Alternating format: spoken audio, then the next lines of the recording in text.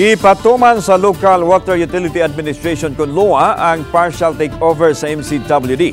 Apan buot ipatuman sa mga opisyal sa MCWD ang status quo lang una. Sayra nato ang detalye nining report. Miabot sa batan sa MCWD ang mga opisyal sa LUWA, pinanguluhan silang chairman o banusab ang bagong LUWA administrator ug tulo ka mga naglangkob sa interim board. Kinsa gisugat usab sa mga opisyal sa MCWD. Gipahigayon ang hamubong closed door meeting tali sa duha ka grupo. Gibarugan sa LUWA ang pagpatuman sa unom ka buwan nga suspension nilang Attorney Joey Dalos ug tulo ka mga board of directors. Subay nini ni take over ng tulo ka mga interim board members nga molingkod sa MCWD samtang nagpahigayon pa sa investigasyon. Gipadayag ni LUWA Chairman Ronnie Ong nga ang basihan nila sa partial takeover ug sa gihimo nilang pakisusi. And then there's also the rate increase na hinihingi po nila sa LUWA, which is 70%. Lahat po ng mga Cebuanos magbabayad noon.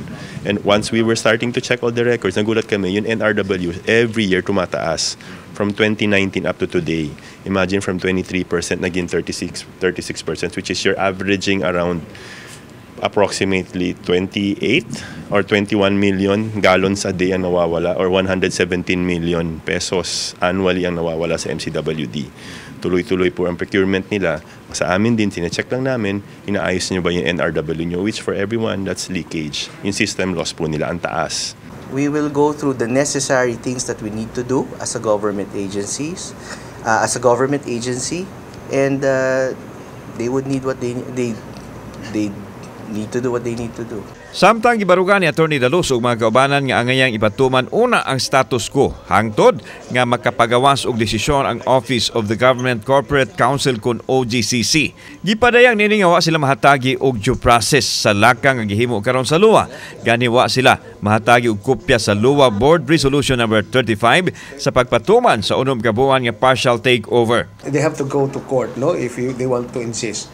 We will resist any takeover of MCWD.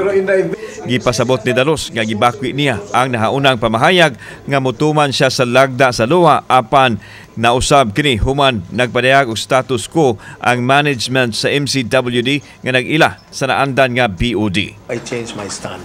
No? I cannot abandon our people in MCWD now that they have made a stand. No? So I will stand with them. Kauban si Clover Lumayag, ako si Alan Domingo. Balitang Bisdak.